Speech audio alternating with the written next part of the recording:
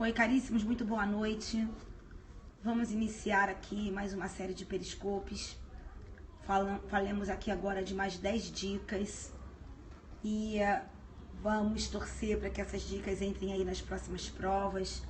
Quero desejar especialmente muito boa sorte para quem vai fazer amanhã Delta lá no Acre. Vou dizer para vocês que por esses dias aí eu não apareci no periscope para fazer mais periscopes porque eu estou com uma úlcera de córnea e eu então estou sem poder ficar muito na claridade até eu melhorar mais um pouco. Então, essa é a razão pela qual eu não fiz mais periscopes durante essa semana, porque fui aí surpreendida. Muito obrigada, queridos, pelo carinho de vocês. Fui surpreendida por conta aí dessa questão aí da úlcera de córnea. Quem quer saber aí do coach, escreva para claudiabarrosprofessora@gmail.com, tá bom, meu amor? Então, queridos, muito obrigada aí. Se Deus quiser, vai dar tudo certo. Deus foi maravilhoso comigo, que a úlcera não atingiu uma região mais perigosa da minha vista. Se tivesse, e já é a segunda úlcera de córnea que eu tenho na minha vida, quer dizer, é para tomar muito cuidado, não é? Com relação a esse fato. Mas Deus é maravilhoso e tá tudo certo. Agora é só colocar lá o colírio toda hora. Ainda tem outro que eu tenho que colocar de 6 em 6 horas. Mas vai dar tudo certinho. Tá bom, queridos? E amanhã, Mengão, Fluzinho? Ah, querido, pra mim tanto faz. Não é Vasco, então pra mim, ó. Em que pese o meu flamenguista aqui em casa já está assim, né? Perturbadíssimo com essa história desse jogo amanhã. Mas vamos lá? Vamos fazer aí mais 10 dicas. Vamos fazer de 31 a 40 dicas. Manda um beijo pra Patrícia. É Patrícia? Manda um beijo pra Patrícia. Um beijo enorme pra Patrícia. Eu sou Flamengo jamais. Flamengo é meu filho. Ô, meu bem, eu também já tava morrendo de saudade de vocês. Mas vamos lá? Vamos passar pras dicas? Vamos lá, queridos. Primeiro, vamos fazer a dica. Muito obrigada, Lucas. Muito obrigada, meu coração. Muito obrigada mesmo. Vamos lá. Olhem aqui. Dica 31. Vamos falar. Não conseguiu anotar o e-mail? claudiabarrosprofessora@gmail.com. Tá bom, meu amor? claudiabarrosprofessora@gmail.com. Um beijo pra galera de Goiás. Um beijo pra galera de Goiânia. Vamos lá. Dica de número 31. Queridos, quais são os fatores que afastam a conduta? Se a conduta é ação ou omissão humana, consciente, voluntária, dirigida a uma finalidade, o que afasta a conduta? Afastam a conduta a força física irresistível, o caso fortuito e a força maior, os movimentos reflexos e os estados de inconsciência. Então, vamos repetir o que afasta a conduta?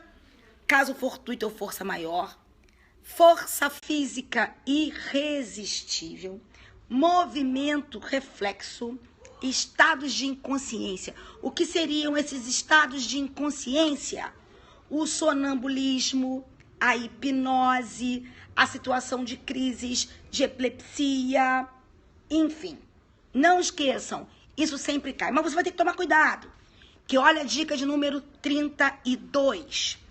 O movimento reflexo afasta a conduta quando ele é imprevisível. Movimentos reflexos previsíveis não afastam a conduta. Não entendi, professora? Vou dizer. Olhem só o que acontece. Vamos imaginar o seguinte. Todos nós não sabemos que quando, Tiago querido, nós vamos, por exemplo, mexer em eletricidade, nós podemos perfeitamente levar um choque. E ao levarmos um choque, nós não podemos fazer um movimento que independe da nossa vontade? Então, olha o que acontece. Então isso é previsível, não é? Então vamos imaginar que eu, sem nenhum cuidado, vá mexer com eletricidade. Eu tomo um choque, eu levo um choque e por conta de um movimento que faço na hora que tomei o choque, acabo provocando lesões em outras pessoas. Não, isso aqui é um movimento reflexo mesmo. que vai afastar a conduta. Mas eu estou falando dos previsíveis. Então, eu violo o dever objetivo de cuidado, vou mexer na eletricidade e acabo por conta de um choque que tomei, fazendo um movimento e acabo por lesionar alguém. Nessa hipótese, não se afasta a conduta. Então, os movimentos reflexos previsíveis não afastam a conduta. Vamos lá. Agora, não vamos esquecer, e olha a dica de número 33, peinha do meu coração, a questão da diferença entre o movimento reflexo e as ações em curto-circuito. Os movimentos reflexos afastam a conduta. As ações em curto-circuito, que são aquelas ações de ímpeto, aquilo que a gente faz como um movimento relâmpago, mas que sim, existe vontade nesses movimentos, não deixa de existir a conduta. Então, anota aí. Movimento reflexo, ele afasta a conduta, à exceção dos previsíveis. Mas as ações em curto-circuito, que são aquelas ações de ímpeto, são aqueles movimentos relâmpagos provocados pela excitação, eles não afastam a conduta. Então é aquele negócio, alguém está te perturbando, você está dirigindo um carro, alguém te perturbando você como ímpeto, para! E dá isso é conduta. Não existe aqui ausência de conduta. A doença mental não afasta a conduta, meu caro. A doença mental, quando no momento da ação ou da omissão o agente era incapaz de entender o caráter ilícito do fato ou de se posicionar de acordo com esse entendimento de forma completa, afasta a imputabilidade. Isso é lá na culpabilidade, certo? Então vamos lá. Não confundir movimento reflexo com ação em curto-circuito. Ação em curto-circuito não afasta a conduta. Vamos lá. Queridos, a adequação típica. A adequação típica, que é aquela subsunção do fato à norma, ela pode se dar de forma imediata ou de forma mediata. Então, lá no tipo penal está escrito matar alguém. Eu peguei uma arma de fogo, efetuei um disparo de arma de fogo, matei alguém. Adequação típica imediata. Porém, ao lado da adequação típica imediata, existe a adequação típica mediata. O que é a adequação típica mediata? É aquela que se faz com a utilização das denominadas normas de extensão. Então, preste atenção, na hipótese de crime tentado, na hipótese de participação e na hipótese do crime comissivo por omissão, para nós acharmos a adequação típica, nós dependemos do 14.2 da regra da tentativa, dependemos do 29 da regra da participação e do 13, parágrafo 2º, que cria a relação normativa de causalidade na omissão. Aqui, a adequação típica é uma adequação típica mediata. Ainda a gente está no ar ou está falhando? Aqui para mim está falhando, gente. Estamos ainda no ar ou está falhando? Diga aí para mim para eu poder saber. Tô achando estranho, hein? Tô achando que ainda estamos no ar? É, mas aqui para mim deu uma caída. Tá ok? Aqui para mim tinha dado uma caída. Tá? Vamos lá, então. Então, a adequação típica mediata é aquela que se faz com a utilização das denominadas normas de extensão. Ótimo. Vamos lá. Número 35. Dolo direto de segundo grau e dolo eventual. Qual a diferença entre o dolo direto de segundo grau e o dolo eventual? Caros, não há como confundirmos. Por quê? Se o dolo é direto de segundo grau, ele é dolo direto e o dolo eventual é dolo indireto. Então, está completamente equivocado dizermos que dolo direto de segundo grau é a mesma coisa que dolo eventual. Nem poderia, que o dolo eventual é indireto. Então, como é que vai ser direto de segundo grau? Impossível. Há diferença. O dolo direto de segundo grau é o dolo que diz respeito às consequências necessárias. Consequências que necessariamente virão dos meios empregados pelo agente para conseguir os seus fins últimos ou do próprio objeto atingido. Explico. Vamos imaginar aquela hipótese do avião. Se eu optar por... Isso fez Pablo Escobar. A gente dá esse exemplo como se esse exemplo não fosse possível. o Pablo Escobar fez isso, ou pelo menos se diz que fez isso, com relação àquele presidenciável. Ele queria matar um presidenciável colombiano que estava no avião. Então, o que ele falou? Vou fazer explodir o avião em pleno voo. Então, havia um avião fazendo um voo doméstico na Colômbia. O que ele fez? Colocou uma bomba no avião, certo? E aí, colocando a bomba no avião, para que o avião exploda em pleno voo, obviamente, não morrerá apenas a pessoa a quem ele queria matar como seu fim último, o tal presidenciável. Ele sabe que morrerão todas as demais pessoas e ele quer que morram também todas as demais pessoas como consequência necessária dos meios que ele escolheu para matar a pessoa que estava no avião, que era o tal presidenciável. Então, o dolo das consequências necessárias diz respeito justamente às tais consequências necessárias. Não tem como fugir delas, entendeu? A doutrina diz que são consequências que necessariamente advirão dos meios, mas eu quero dizer para vocês que também podem ser consequências que necessariamente advirão do objeto atingido. Esse exemplo é dado pelo César Roberto Bittencourt. Então, por exemplo, vamos imaginar que se queira atingir irmãs chifópagas e essas irmãs, elas são ligadas, elas compartilham o mesmo sistema circulatório. Imaginemos que elas só tenham um coração. Nesse caso, falhando para uma, necessariamente falhará para a outra. Então, haverá dolo das consequências necessárias com relação à outra.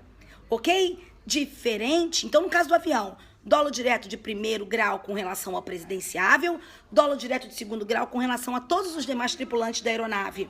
No caso das irmãs chifópagas, dolo direto de primeiro grau com relação àquela irmã a quem se queria atingir, dolo direto de segundo grau com relação à outra, que necessariamente morreria caso a escolhida com dolo direto de primeiro grau fosse atingida do jeito que foi, porque elas compartilhavam, no meu exemplo, o mesmo sistema circulatório. Com relação ao concurso, inequivocamente é concurso formal, porque é uma conduta só. A briga aqui é se vai ser concurso formal próprio ou concurso formal impróprio, que é o concurso dos desígnios autônomos, e considerando-se que, majoritariamente, inclusive a STJ, pensa que desígnio autônomo é sinônimo de dolo, então haveria concurso formal imperfeito. Isso é uma excelente questão para a prova. Vamos lá. Questão de número... agora o dolo eventual. Por que o dolo eventual é diferente do dolo de consequências necessárias? Porque no dolo eventual pode acontecer. É provável que aconteça, mas pode também não acontecer. Então, eu quero atirar no José e ao lado de José está Pedro. Eu digo, meu Deus, se eu atingir José, é bastante possível, bastante provável que eu atinja Pedro. Mas eu, como não quero deixar de disparar contra José, eu opto pela conduta, eu quero disparar contra José, eu digo, vou disparar contra José. Não queria pegar Pedro, não, mas se pegar, pegou. Ou seja, eu consinto na produção de um resultado que pode acontecer no dolo direto de segundo grau ou dolo de consequências necessárias. Eu sei que vão acontecer aquelas consequências necessariamente, porque elas são consequências necessárias dos meios que eu escolhi, ou, repito, do objeto que eu atingi. Vamos lá. Na questão agora do dolo. Vocês sabem o que significa dolo natural? Dolo natural é o dolo dos finalistas. É o dolo que compreende apenas a consciência e a vontade de realização da conduta. Tá ok? Agora, dica de número 37. O que seria o dolo híbrido ou o denominado dolo normativo? O dolo híbrido ou o dolo normativo é o dolo dos causalistas. É o dolo que compreende a consciência da ilicitude. É o dolo que alguns chamam, né, querido, de colorido, querida, de colorido. Ou seja, nesse dolo, para que exista dolo, no dolo normativo, é preciso que o agente tenha consciência, vontade de realizar algo que sabe ser ilícito. Algo que sabe ser ilícito. No outro dia, eu contei para uns alunos em sala de aula que fui procurada por um senhor que estava revoltadíssimo com um policial que morava nas redondezas, porque o policial disse que prenderia o seu filho caso seu filho fosse novamente... seu filho fosse encontrado fumando maconha na rua, que ele levaria o filho dele para a delegacia para o filho dele se comprometer a comparecer lá no juizado especial criminal. Aí ele foi me procurar, é verdade, gente, esse senhor foi me procurar. Meu filho está sendo meu filho está sendo vítima de um abuso de autoridade? Porque, ô, doutora, a senhora veja, por que o menino vai ser levado para a delegacia? Porque está fumando maconha? Aí eu, senhor, mas o policial pode fazer isso. Aí ele disse, como? Se fumar maconha não é crime? Fumar maconha não é mais crime, não, doutora. Há muito tempo. Ainda quis dar aula pra mim. Eu falei assim, não, ainda é crime, sim. Ainda está previsto como criminoso, sim. Levar droga consigo para consumo pessoal ainda é crime, meu senhor. Aí ele disse, olha, pra mim não era. Então, meu filho mesmo me disse que não é, que era, pai, não é mais. Então, olha só o que o filho, para os causalistas, o que eles diriam. Que o filho não estaria, de acordo com a orientação desse homem, o filho sabia que era maconha, queria levar maconha consigo, sabia que estava levando maconha consigo, mas ele não sabia que levar maconha para consumo pessoal é crime. Então, ele não estaria com dolo se o dolo fosse normativo, ok? Ele não estaria com dolo se o dolo fosse normativo. O dolo que contém também a consciência da ilicitude. Então, o que é dolo natural? Dica de número 36, é o dolo que é composto pela consciência e a vontade de realizar um comportamento. Sob essa ótica do dolo eventual, o rapaz está obrando com dolo, porque ele tem consciência e vontade de levar consigo a maconha. Agora, para o dolo normativo, esse homem não estaria obrando com dolo. Por quê? Porque para o dolo normativo, seria necessário que ele tivesse consciência e vontade de realizar alguma coisa que sabia ser ilícita, ok? Então não esqueçam, o dolo normativo também é chamado de dolo híbrido, de dolo colorido por alguns, e é, na verdade, o dolo dos causalistas, que inclusive integrava o conceito de culpabilidade como elemento da culpabilidade, ok? Muito bem. Então vamos lá. Dica de número 38. Você sabe a diferença entre erro sobre nexo causal e dolo geral? A diferença entre erro sobre nexo causal e dolo geral. Eu vou te dar uma explicação. No erro sobre nexo causal, o agente quer realizar uma conduta e realiza uma conduta.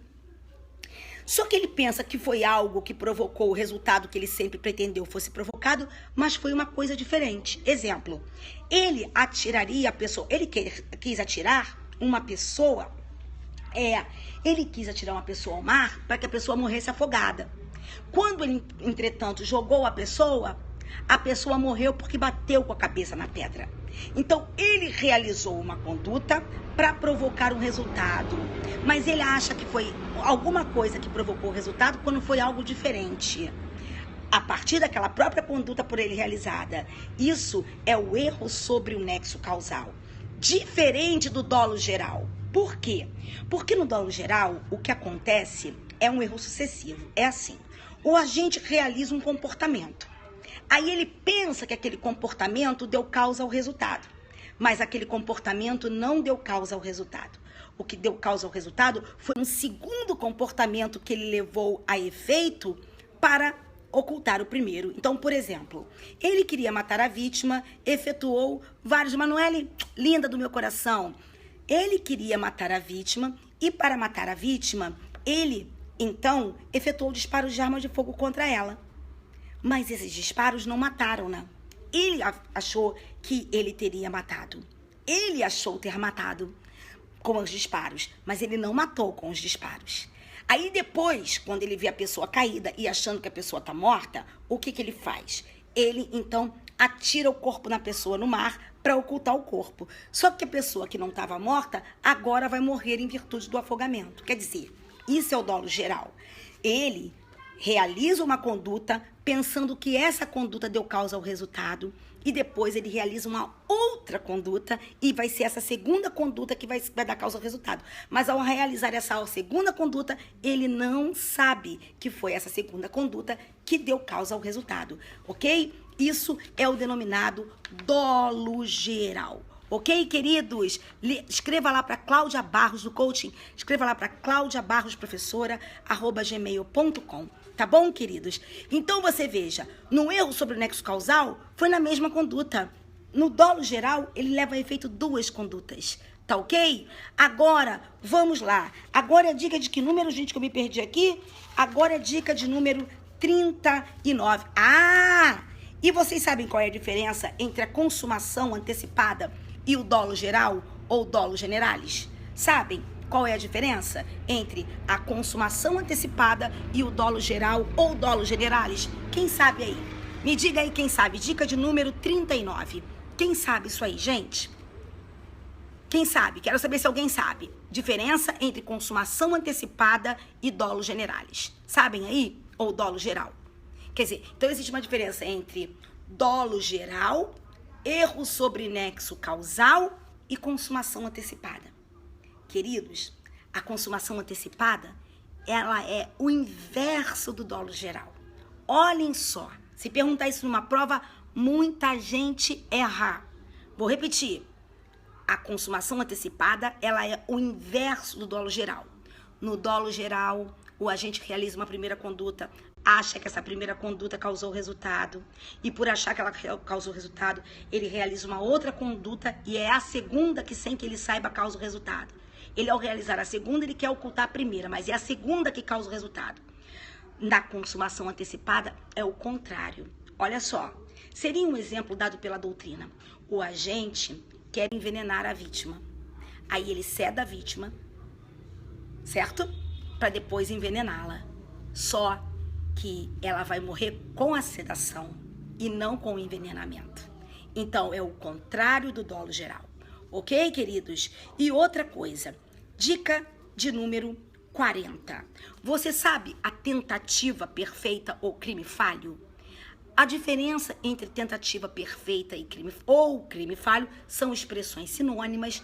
Tentativa perfeita, tentativa acabada, crime falho. Tentativa perfeita, acabada, crime falho são expressões sinônimas. Você sabe qual é a diferença entre elas e o crime impossível ou quase crime ou tentativa inidônea? Então vamos lá. Tentativa perfeita ou acabada ou crime falho versus crime impossível, quase crime ou tentativa inidônea. Queridos, a tentativa perfeita, acabada ou crime falho é aquela em que o agente já esgotou todos os meios de execução, mas o resultado não sobreveio por alguma razão alheia à sua vontade. Já no crime impossível, quase crime ou tentativa inidônea, o crime não se consumou nem jamais se consumaria, porque isso é por conta da absoluta impropriedade do objeto ou da absoluta ineficácia do meio. Então eu crivei a vítima de tiros, mas a vítima não morreu por razão alheia à minha vontade. Foi atingida em várias regiões letais, mas não morreu por razão alheia à minha vontade. Isso é o quê? Tentativa perfeita, acabada ou crime falho. Agora, eu coloquei um líquido inofensivo para a vítima beber, achando que era veneno. Isso é o quê? Tentativa inidônea, crime impossível, quase crime. Ok, queridos? Então, aqui nós adotamos no crime possível a teoria objetivo temperada, certo? Deve ser ineficácia absoluta do meio ou impropriedade absoluta do objeto. Depois nós voltamos com mais algumas dicas para nós completarmos aí o nosso ciclo de dicas, tá bom? Um beijo grande no coração de vocês. Até a próxima aqui no Periscope. Gente, eu já no final não tô mais conseguindo ler o que vocês estão escrevendo, porque agora a minha vista já começou a embaralhar. Quem chegou depois, eu tava dizendo que eu tô aqui com um probleminha de uma úlcera de córnea que eu, por conta do mau uso da lente de contato, acabei adquirindo, tá bom? Então, olha, um beijo no coração de vocês. Muito obrigada pelo carinho de vocês sempre aqui, tá bom? Que Nosso Senhor proteja, ilumine e guarde todos vocês. E pra galera que a mãe vai fazer prova, muito boa sorte. E assim que a prova estiver disponível, eu vou corrigir a prova de Direito Penal e Legislação Especial lá do Acre. Um beijo, tudo de maravilhoso pra vocês. Até a próxima.